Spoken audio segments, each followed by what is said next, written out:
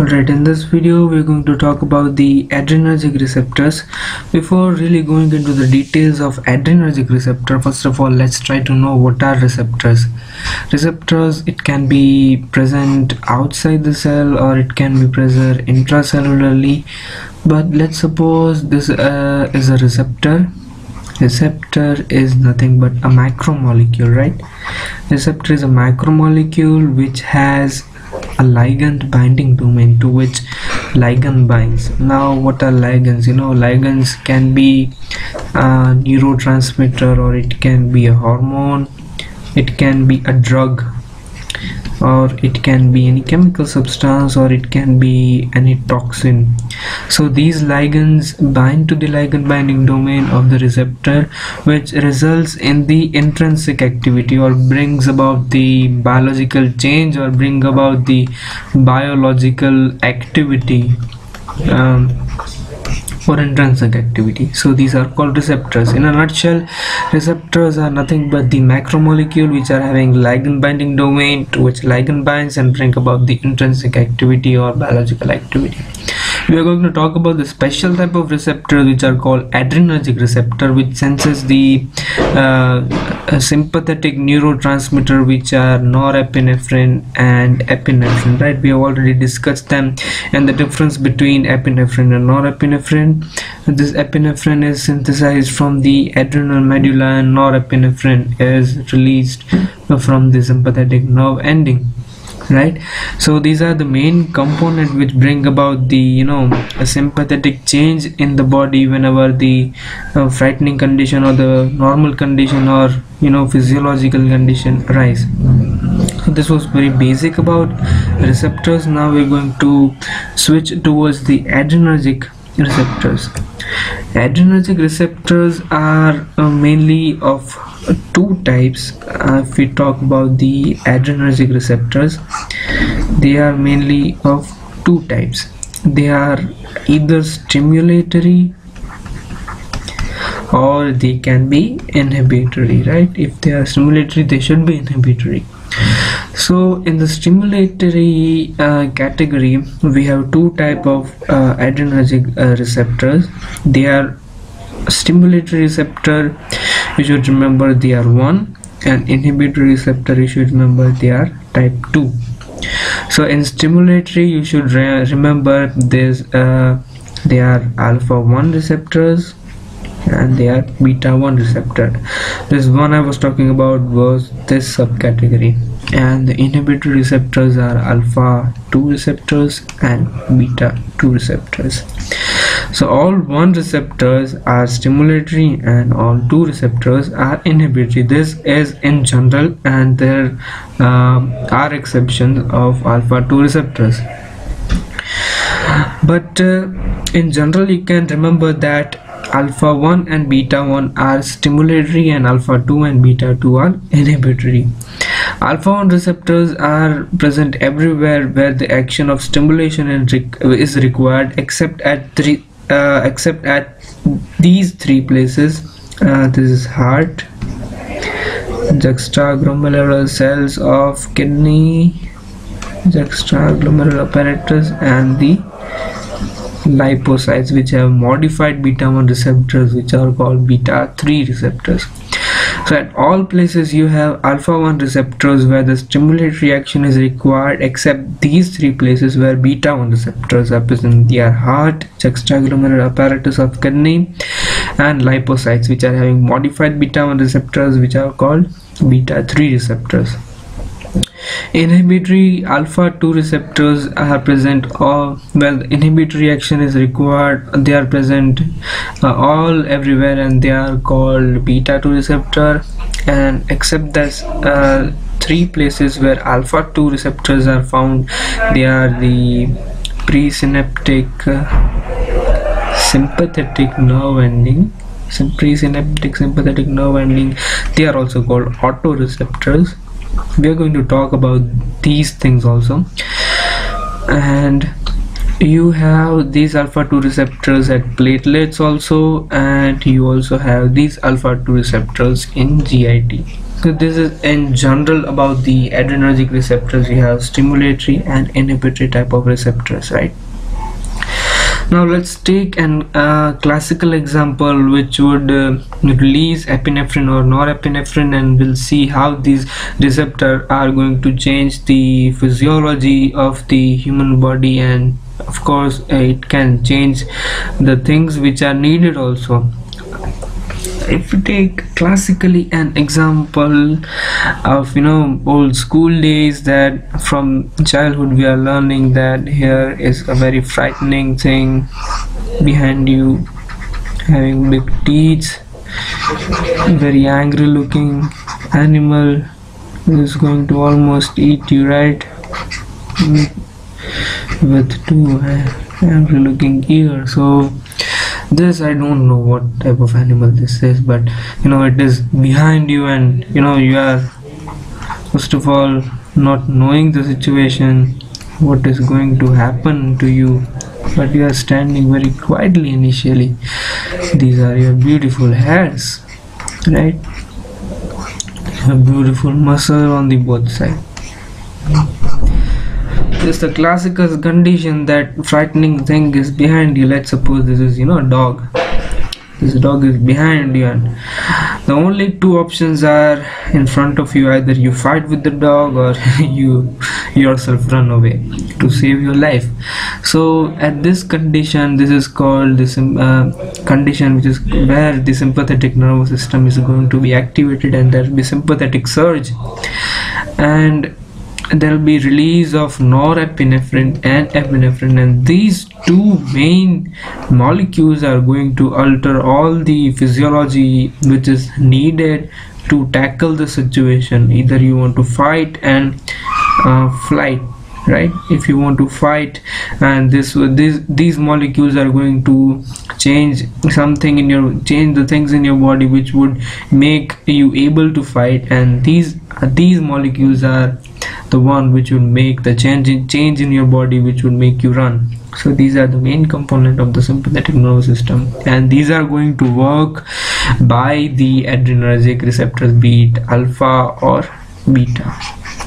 Let's try to see what changes are going to happen and where are they distributed. The adrenergic receptors are distributed, right? Let's start from your hair. If this dog is behind you, if dog is behind you, right, and what is going to happen to your hair? Of course, you can imagine the thing that anything which frightens you would always give you goosebumps. It will erect your hair up. This is also called piloerection, right? So let's suppose this was your hair initially, right? Your hair, and this is the erector pili muscle. This was your hair initially, and after the dog is behind you, your hair would something go like this. This is called piloerection, or you can say your hair does stand up. Everything does stand up in your body, but this is your hair standing up, your hair getting erected. This is called piloerection, or you get goosebumps, as you already discussed. So these erector pili muscles are contracting so that the hair is getting erected. So erector pili muscle needs to be stimulated. I have already said that if you want to stimulate something, you should have one type of receptor. They are either alpha 1 or either beta 1, but beta 1 receptors are present at three places. They are heart, lipocytes, and obviously the juxtaglomerular cells of kidney. So it is not amongst these three places, so you are left with alpha 1 receptors. So if you want to stimulate your erector pili muscle, you got to have an alpha 1 adrenergic receptor at your erector pili. So obviously after this you will have something like this. Now let's talk about what is going to happen to your eyes. classically thinking that at that time you don't want that less amount of light should go into your eyes and you don't see anything. So classically speaking, more and more amount of light should enter your pupil, so your pupil should get dilated, and this is mediated by the dilator pupillae. It does make sense that your dog is behind you, and more light should go into your eyes and you see more and more things, so that either you can fight or either you can run away. So your pupil should be dilated, and this is mediated by the muscle dilator pupillae. This is dilator pupillae. So if you want to make your pupil dilate, your dilator pupil should contract towards this direction, so they need to be stimulated. So if you want to stimulate something, you should have either alpha 1 or beta 1. It is not amongst these three, so you got to have once again alpha 1 adrenergic receptor and your dilator pupillae. Now one more thing which does make sense, that at that time you don't want to see the things which are near to you. You want to see the things at that time. You don't want to read your newspaper, right?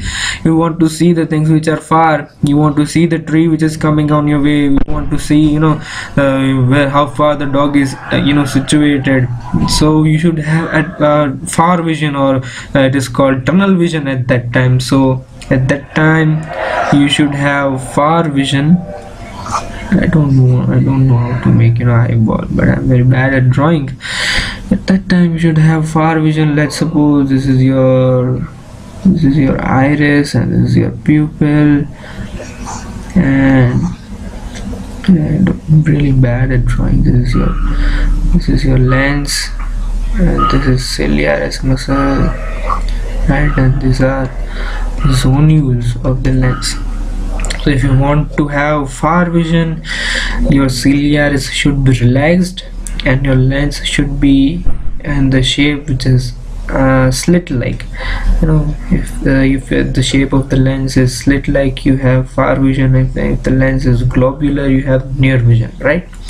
So ciliaris should relax so that the lens become thin, the curvature of lens becomes less, so that you see the far objects very precisely. So you want to relax your ciliaris, so you want to inhibit the ciliaris. I have said for inhibition you have alpha 2 and beta 2. These alpha 2 are present at three places, be it GIT, be it platelets, and presynaptic sympathetic nodules or sympathetic nerves, and rest are at beta 2. So you should have inhibitory receptor here, that is beta 2 adrenergic receptor, right? So you have alpha 1 adrenergic receptor at your erector pili, then you have alpha 1 at your dilator pupillae, and beta 2 adrenergic receptor at your ciliaris. Now you have seen the changes which are taking place, and you have seen the changes taking place in your eyes. Now let's see what is going to happen to your bronchial tree, right? This is your lungs, right? What is going to happen? Obviously you should know that at that time you want to run, you need more and more oxygen. If you need more and more oxygen, your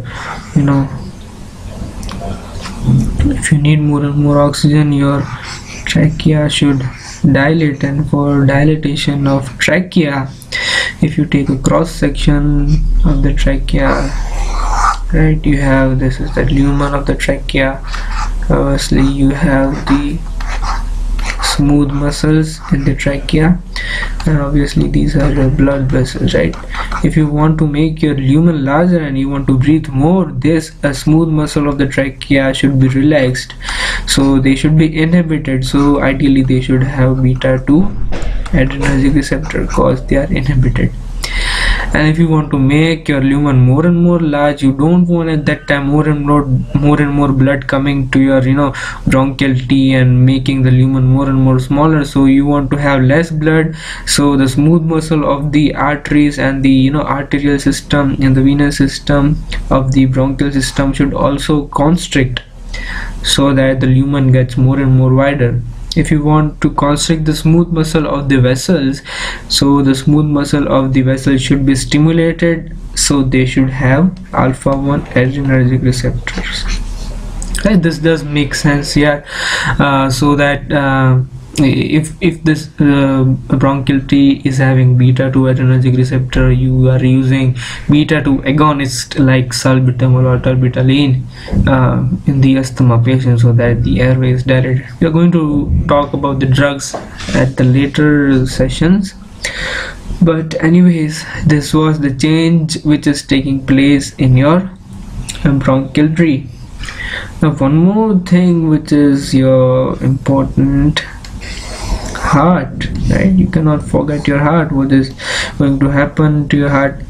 It is very common when you're frightened. If your dog is behind you, obviously you start palpitating. That is because the heart starts functioning very fast. This is, suppose your 4-chambered heart. This is your SA node, and here is your AV node, here is bundle of His, and these are bundle branch and Purkinje system, right? So your SA node should be stimulated so that the heart rate goes up. The AV node should start functioning very fast. The conduction in the AV node should go very fast, and conduction in the Purkinje system should be also boosted up.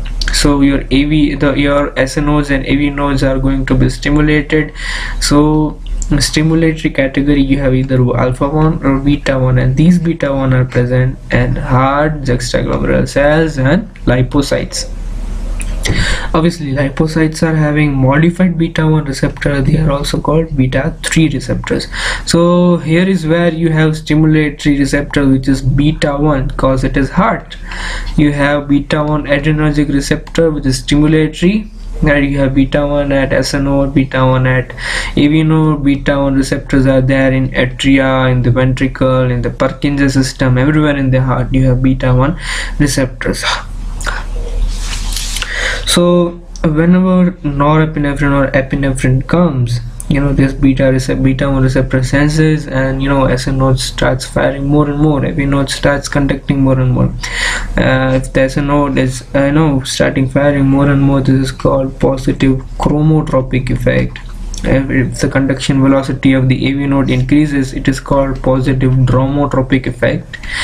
If the myocardial contractility of heart increases, it is called positive inotropic effect, and the conduction system improves, it is called positive bathymotropic effect. So these are changes which are taking place in the heart. Your heart is pumping more and more. It is very clear that your blood should be pumped to the places where it is required, and your blood should be not pumped to the places where it is not required. The very important thing is that the blood supply to the heart itself, right, through the coronary system, the blood supply to the heart itself. Ideally speaking, the blood supply to the heart should not be left at the mercy of sympathetic nervous system.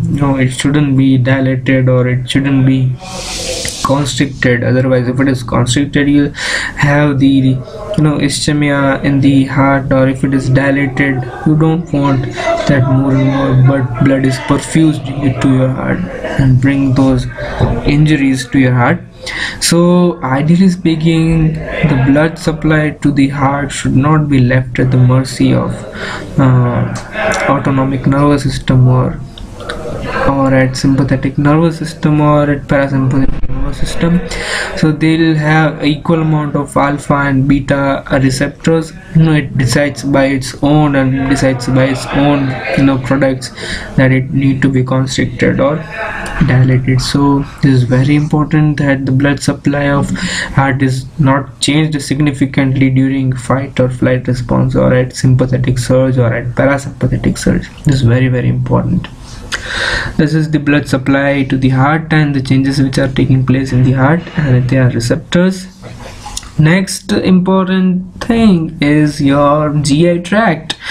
This is very common and very interesting, that at that time you don't want your suppose leg piece to be digested. At that time you want your leg piece to be saved, that you don't want to digest the food at that time, so that you can save your own leg piece. So that blood supply to the GI tract should be inhibited. So if you want to inhibit the blood supply, or you want to limit the blood supply of the GI tract, the smooth muscle of the arteries should be constricted, so they need to be stimulated. So you got to have alpha 1 adrenergic receptor again.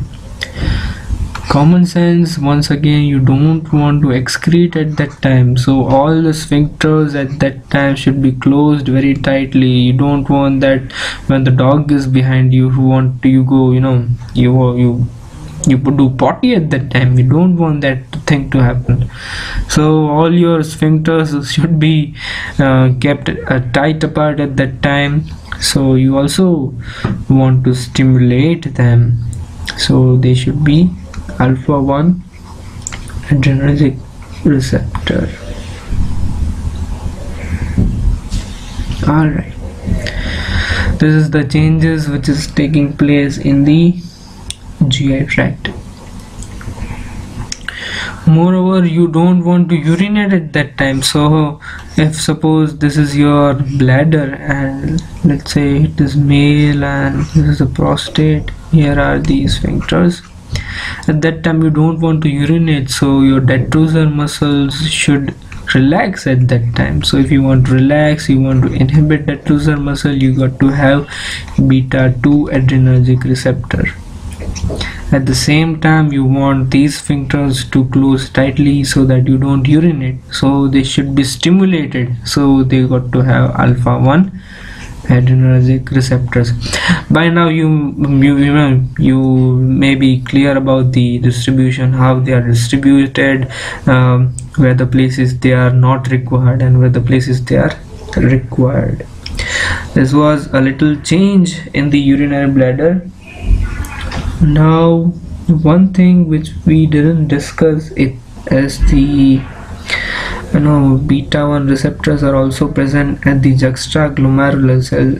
We'll have a separate video for this. The juxtaglomerular cells are present at the in the kidneys. We'll discuss them later, but they are having beta 1 adrenergic receptors, so that renin is released and you regulate your blood pressure through renin, angiotensin, aldosterone system, right? We're going to talk about them in another video in the renin, angiotensin, aldosterone system. One more interesting change which is going to take place in the uterus, right? In pregnant and non-pregnant uterus. Let's suppose this is not non-pregnant uterus. Ideally at orgasms, right? Orgasms are generally associated with sympathetic surge, and always there is one thing that during erection you have your parasympathetic nervous system getting activated, and at orgasm, that is either male or female ejaculate, at that time you have sympathetic surge. So in erection you have parasympathetic surge, and in sympathetic you have erections or orgasm. Ideally when females go under orgasm, their uterus contracts, because they want to receive more and more sperm inside, and that is why uterus contracts. So if you want your uterus to contract, you should have alpha 1 adrenergic receptors in the non-pregnant uterus, right? But let's suppose if this girl gets or lady gets pregnant, you'll have a product of conception here, and if this mom gets angry and epinephrine or norepinephrine is released, so this uterus, if it has alpha 1 adrenergic receptor, this would contract again and this product of conception would move out. You don't want these things to happen, so that the product of consumption is expelled out, but you want to retain this product of consumption. A very beautiful change happens here, that alpha 1 adrenergic receptor at that time at the pregnant uterus are down regulated, and the beta 2 receptors are up regulated, so that whenever there is sympathetic surge, beta 2 receptor are present and they would inhibit the smooth muscle. So you have beta 2 receptors in the pregnant uterus and alpha 1 receptors in the non-pregnant uterus. You may correlate these to the gynecopedy, that they give retrodin, which is beta 2 agonist, to relieve the pain. This pain may be premature labor, or anyway we're going to talk about these things also in another video, but this was very short and sweet explanation about alright, we forgot one thing, that what is going to happen to the blood level of glucose and free fatty acids. Let's suppose this is your circulation and these are your lipocytes. I said that lipocytes are having modified beta 1 receptors, which are called beta 3 receptors. Whenever epinephrine or norepinephrine binds to this, hormone sensitive lipase is activated, and these hormone sensitive lipase breaks down the triglycerides into glycerol and free fatty acid, right? These free fatty acid goes into the blood and finally goes into the liver, where it is again turned back to glycogen.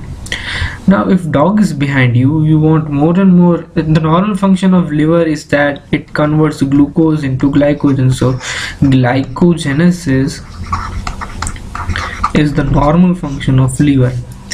So at that time, when the dog is behind you, you want more and more glucose to come, not more and more glucose turning into glycogen. So you want glycolysis to occur, not glycogenesis. So glycogenesis should be inhibited, so you have to have beta 2 adrenergic receptor at your liver. This was very short about the adrenergic receptor distribution.